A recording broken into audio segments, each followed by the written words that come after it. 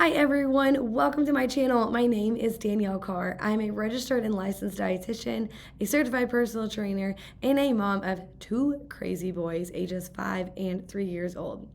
For the past almost 2 decades, I have been helping people learn how to lose weight. My specialty is getting hormones balanced and how to eat healthier. But one of the biggest things is how to actually simplify nutrition, because nutrition can be so confusing. And I want to break this down for you. Now, the topic I'm talking about today is protein. It's one of the most misunderstood nutrients, and a nutrient that we're actually really not getting enough of, maybe when it comes to the RDA, which I'll talk about in a little bit, but you'd be really surprised on what we actually need. So first, we're going to go over 3 things today. Why does protein matter? How much protein do you actually need? And I want to leave you with some simple ways to get in protein that can be really easy for you, especially in this crazy busy life. So first of all, I want you to think, what do you think of when you hear the word protein? Because a lot of people think it's just for bodybuilders, right? It's just for muscle. So they think bodybuilders, big tubs of protein, maybe the gym bros, maybe chicken and broccoli in your plastic containers, and you're eating that throughout the day. But really, protein is needed for so much more than that. Your body does not think of protein in that way, okay? I want you to know that. Your protein is literally the building part of your body. Like, it is needed in so many things. It helps form and maintain muscle, your skin, your hair, your nails. So you have protein, and then you have amino acids that make up protein. Those are all broken down, and we've got enzymes and antibodies and processing and signaling and transports. I mean, it's needed for everything. Your body is mostly made up of protein. But it also matters for tissue repair. So if you have an illness or you have an injury or you have surgery, and then it goes into just maintaining your strength and age. So here's an example. I like to tell clients or people, just thinking about your protein as like you're building a house, okay? Think about you're building a house, and protein is the lumber and the bricks.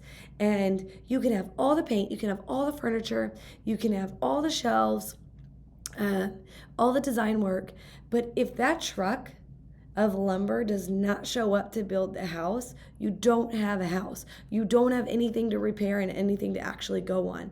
And that's what the protein is. The protein is like your house. So it's definitely important, but like when people tell me, I don't know why I don't recover well, or I'm so hungry, or I just can't lose weight, or I don't know, I just don't have any strength, I don't have energy to play with my kids. Protein is one of the first nutrients that I look at. It's not the only one, but it's definitely one of the first ones I look at. Now, another misconception I hear is that if you don't work out, you don't need protein. Every person needs protein, and we need protein, especially as we age. So when we're younger and your kids, or this will maybe make all the moms feel a little bit better that our kids don't need as much protein probably as you think, but because when we're kids, we're growing through our hormones. But as you get older and you reach that maturity age of your mid-20s and your 30s, your body needs more protein to repair the tissues, to actually synthesize new muscle, make new muscle, help you feel good, because the protein synthesis can go down also, okay? And your needs can be higher. If you are active, you're like, especially strength training, you're breastfeeding, you just had surgery, you just had an injury, I think I said pregnancy, you're going to need higher needs. But I can tell you that pretty much everybody benefits when I work with people to help them just start being more intentional about it. Okay, let's get into how much protein do you need. Now, this is the question, the $1 million question that everybody wants to know, right? How many grams of protein do I need? So I'm going to take it back for a minute and talk about the RDA. Now, the RDA is 0.8 grams per kilogram of body weight needed daily. Okay? To make that simple for you to understand it, a 150-pound person is going to need about 55 grams. Not that much, right? But here's what I want you to understand about protein deficiency. That is the RDA. That is the I think I said, here's what I want you to understand about protein deficiency. Here's what I want you to understand about the RDA. That is the minimum amount that you need for protein deficiency. Like, that's just the amount you need to survive. So we are going to look at You know what? I'm going to go on a limb here. Actually, I'm going to say, I bet most of you are wanting to thrive versus just survive, right? You're wanting to age gracefully. You're wanting to age strongly. You're wanting more muscle. You're wanting to feel good. You're wanting maybe to lose weight or actually maintain your weight. I look at most people, it's going to be 0.8 to 1.2 minimum. Sometimes I'm really looking at 1.2 to 2.0. And a lot of times, don't take this literally, because as a dietitian practitioner, I cannot give you an exact number. I can if we're working together, but here's what I see most of the time. A lot of times I'm looking at people 100 grams and up. Like 100 grams, and that's about where we're at for like health or weight loss. Okay? So maybe that helps you. But here's one thing after that I would want you to take. I'd love for you to remember that. But I'm going to give you something that if you were to take one thing with you from this talk, it's a more practical starting point, okay? And that's on every meal and every snack, I want you to ask yourself, where's my protein? That's what I want you to say. Where is my protein? Because I will ask people in the day, what did they eat? And they'll say, breakfast, I ate cereal and toast. Or just cereal. Or just toast. Or maybe nothing. Lunch, I had a salad. And dinner, I had pasta. And then there's like wondering why they're so hungry later in the day. So it's not necessarily a willpower problem. That is more we just didn't have these protein anchors throughout the day. And by protein anchors, I really want you to try and get in 25 to 30 grams of protein per day or per meal and snack. Okay? That will help a lot. Now that goes into breakfast, okay? And actually, let me go back really quick. What are proteins? You've got chicken, ground meat, turkey, shrimp, edamame, lentils, beans, anything like that. I think I said chicken. I said cottage cheese. Those are going to be some of your proteins. Okay, let's get into breakfast. Now, breakfast is where I see people struggle the most. And it's actually kind of the easiest that you can get in protein to start your day. It's because I hear that from people that they had cereal or they had toast or they had muffin or they had a banana. None of those foods are bad, okay? They are just carbohydrate dense and there's very little protein. And so then later in the day, they're wondering, or I'm sorry, I should say quickly in the day, they're really hungry. And now they're chasing snacks or they're chasing something sweet. Or they're wondering why they're crashing, or they're having that coffee. That coffee at 3 p.m. is not always normal, right? And that's not always a lack of discipline. It just may be simply that breakfast doesn't contain enough of that protein power.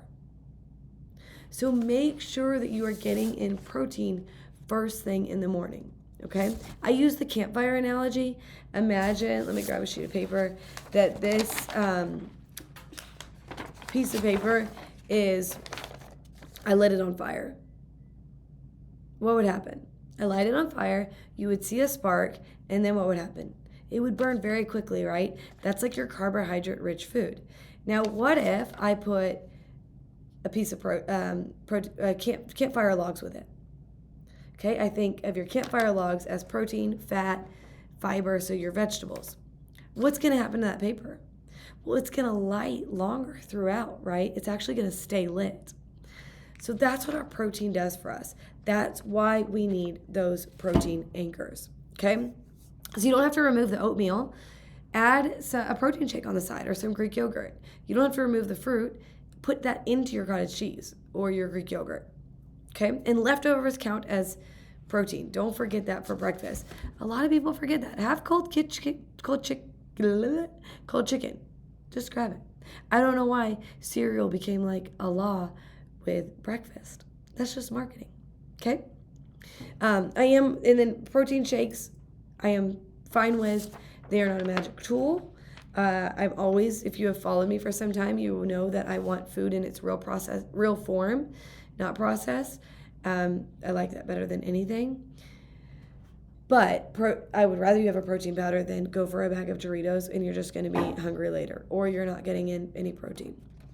Okay, let's go in, and I could talk more about protein powders, but I just wanted to put that little plug in there. I'm okay with it. Always real food first if you can. Sorry. I am not going to edit. You're going to have that cough. Let's look what this looks like in real life. Okay, breakfast. I'm going to do a breakfast, lunch, snack, and dinner. To make it really easy, where are your protein anchors and you get all the other nutrients in there.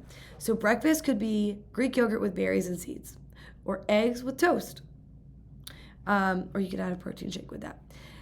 A lunch could be a big salad with a grain bowl would be great with it, right? Add some chickpeas or some edamame. I mean, black beans are wonderful to have on it, but add a generous amount of protein. Chicken, shrimp, throw some ground beef on there. That's an easy thing to make for yourself.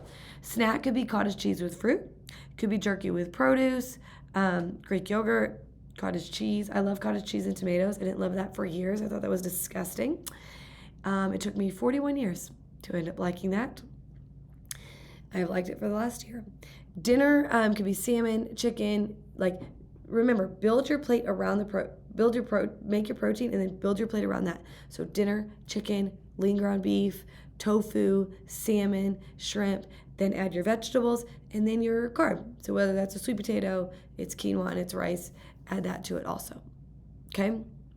And maybe there's a dessert, because eating healthy is not about perfection, right? Again, if you know me, I'm just going to say make better choices more of the time. I think that is my main things. Here's what I want. I try to make this quick and easy for you to listen to and get enough information in, and something to take with you, because I don't want you leaving tonight thinking you've got to go buy a bunch of supplements, you've got to empty out your whole pantry, your whole fridge. I want you leaving with one thing. I'm going to challenge you with one question. Every meal and every snack, this is all I want you to ask yourself, and that is, where is my protein? That's it. Where is my protein? Don't worry about being perfect. Don't worry about counting every gram. If you need to watch grams, I love that. Check out MyFitnessPal, Lose It. There's lots of apps you can do that. But I just want you to start becoming more intentional, because small changes done consistently adds up to big results, but more than anything, lasting results. And that's really what I care about.